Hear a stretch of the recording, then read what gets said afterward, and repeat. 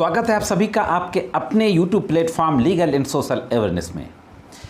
अभी आपने देखा पिछले दिनों कि जो पार्लियामेंट की जो न्यू बिल्डिंग बनी है जिसका कि इनॉग्रेशन पहले हुआ था, अभी 2 दिन पहले प्रधानमंत्री श्री नरेंद्र मोदी जी ने उस पार्लियामेंट के न्यू सेशन की जो स्पेशल सेशन से शुरुआत हुई उसमें बहुत ही ज़बरदस्त स्पीच देते हुए कहा कि हमें इसकी गरिमा को बनाए रखना है। सांसदों के कोड ऑफ कंडक्ट और बिहेवियर और उनकी भाषा शैली के संबंध में भी तमाम तरीके की बातें उन्होंने अपने भाषण में कही। उसके ठीक दूसरे दिन ही बीजेपी के ही एक सांसद, सत्ताधारी पार्टी के सांसद रमेश बिधूड़ी, जो कि दिल्ली से चुन करके आते हैं, उन्होंने बहुजन समाज पार्टी के सांसद कुंवर दानिश अली, जो अमरोहा से सांसद चुन करके वो पार्लियामेंट पहुँचे हैं, उनके लिए अपशब्दों का प्रयोग किया, असंसदीय भाषा का प्रयोग किया। मैं तो यूँ कहूँगा कि ये सिर्फ अनपार्लियामेंट्री लैंग्वेज नहीं है, बल्कि यह हेट स्पीच है, साथ ही साथ यह अश्लील भाषा भी है। मेरे कई व्यूवर्स ने कल से मुझे मेल करके और कई मैसेजेस करके, कमेंट्स करके ये पूछा है कि पार्लियामेंट के अंदर जो सांसद महोदय के द्वारा जिस तरीके की भाषा शैली का इस्तेमाल किया गया है एक दूसरे चुने हुए सांसद महोदय के लिए, क्या ये अपराध की श्रेणी में आता है? अगर ये अपराध की श्रेणी में आता है तो इंडियन पेनल कोड या किसी और अधिनियम की कौन सी धारा के तहत ये अपराध हुआ है? क्या इनके खिलाफ फर्स्ट इन्फॉर्मेशन रिपोर्ट दर्ज होनी चाहिए? आज इस एपिसोड में हम बात करते हैं, देखते हैं कि इंडियन पेनल कोड में इस संबंध में क्या कानूनी प्रावधान दिए गए हैं। क्या वाकई जो पार्लियामेंट के अंदर सांसद महोदय ने जो इस तरीके की अभद्र, असंसदीय और अश्लील भाषा का जो प्रयोग किया है, क्या कानून की किसी धारा के अंतर्गत यह क्राइम है? देखते हैं साथियों, बहुत महत्वपूर्ण जानकारी है, इसलिए जुड़े रहे आखिरी तक। देखते हैं कि इस संबंध में कानून क्या कहता है।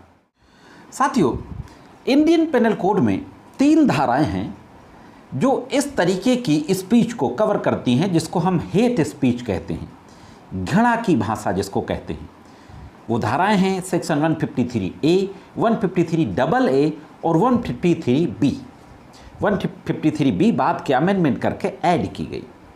153A को 3 क्लाजेज में डिवाइड किया गया है, 153A, B और C। मैं आपको ब्रीफ में धारा बताता हूँ क्या कहती है। ये धारा कहती है 153A कि कोई भी व्यक्ति धर्म को लेकर के, भाषा को लेकर के, जाति, जन्म स्थान, निवास स्थान, मूल, वंश, समुदाय, इस आधार पे अगर कोई भी व्यक्ति कोई ऐसी बात कहेगा, लिख करके कहेगा, कोई पिक्चर बना के, कोई ड्राइंग, कार्टून बना करके, किसी भी तरीके से कोई अगर ऐसा काम करेगा जिससे कि सौहार्द खत्म हो, भाईचारा खत्म हो, तो वह अपराध होगा। सांसद महोदय ने पार्लियामेंट के अंदर ऐसे ऐसे शब्द कहे कि मैं यहाँ पर बोल नहीं सकता हूँ। उन्होंने धर्म को लेकर के शब्दों का उच्चारण किया, कम्युनिटी विशेष को लेकर के शब्दों का उच्चारण किया, तो यह निश्चित रूप से 153A के तहत यह क्राइम है, जिसमें 3 साल तक की सजा का प्रावधान दिया गया है। अब हम 153B देखते हैं।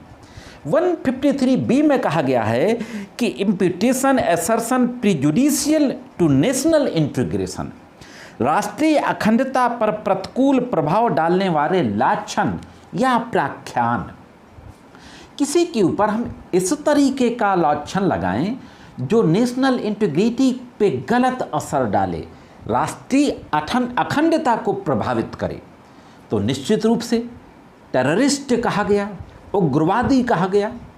राष्ट्रीय अखंडता को प्रभावित करने वाले शब्दों का उच्चारण किया गया धर्म और जाति के बेसिस पर, तो 153B के तहत भी यह अपराध है। और 153B में साथियों 3 वर्ष तक की सजा का प्रावधान इसमें भी दिया गया है, जो 5 वर्ष तक हो सकती है। तो निश्चित रूप से सांसद महोदय के द्वारा यह हेट स्पीच है, जो 153A और 153B इंडियन पेनल कोड के तहत क्लियर कट यह एक कॉग्निजेबल क्राइम है। अब देखते हैं कि सांसद महोदय की जो भाषा थी, क्या वह अश्लीलता की भी कैटेगरी में आती है?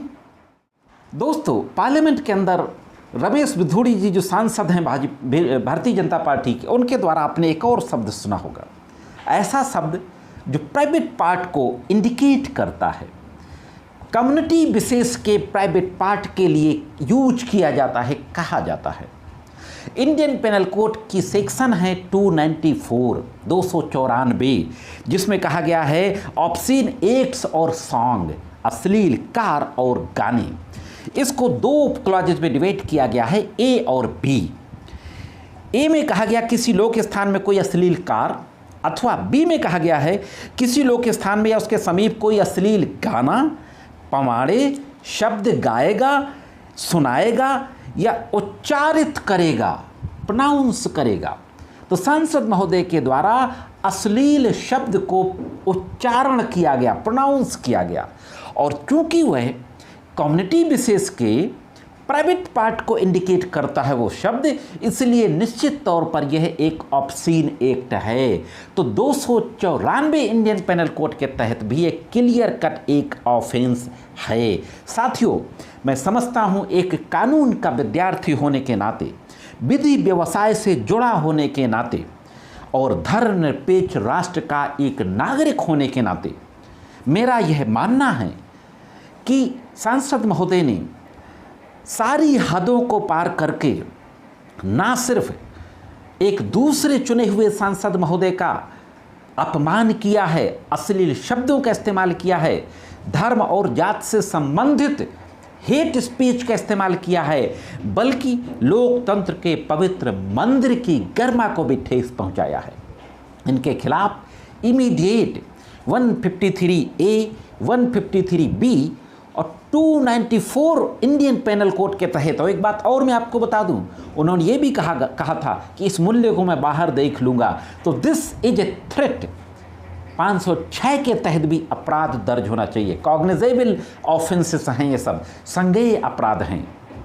इनके विरुद्ध इन धाराओं में फर्स्ट इन्फॉर्मेशन रिपोर्ट पंजीकृत होना चाहिए और इनके खिलाफ स्ट्रिक्ट लीगल एक्शन लेना चाहिए। दोस्तों, दुख होता है देख कर कि हमारा देश कहाँ जा रहा है। एक ऐसे दल, ऐसी विचारधारा की सरकार है देश के अंदर जो हैट्रेड फैला रही है सोसाइटी के अंदर। मेरी अपील है उन तमाम पढ़े लिखे लोगों से, इंटेलेक्चुअल कम्युनिटी के लोगों से, लोकतंत्र को प्यार करने वाले लोगों से, अपने देश से मोहब्बत करने वाले लोगों से कि ऐसे लोगों का विरोध करें। ऐसे लोगों के खिलाफ जितना हो सकता है उतना लोकतंत्र के दायरे में रह करके, कानून और व्यवस्था के दायरे में रह करके अपना एतराज़ दर्ज करें। यदि दोस्तों इस संबंध में महत्वपूर्ण जानकारी कैसे लगी कमेंट्स करके ज़रूर बताएं। इस एपिसोड में सिर्फ इतना ही। मिलते हैं किसी अन्य एपिसोड में कानून की कुछ अन्य जानकारियों के साथ। तब तक कानून की विभिन्न तरह की जानकारी के लिए देखते रहें लीगल एंड सोशल अवेयरनेस।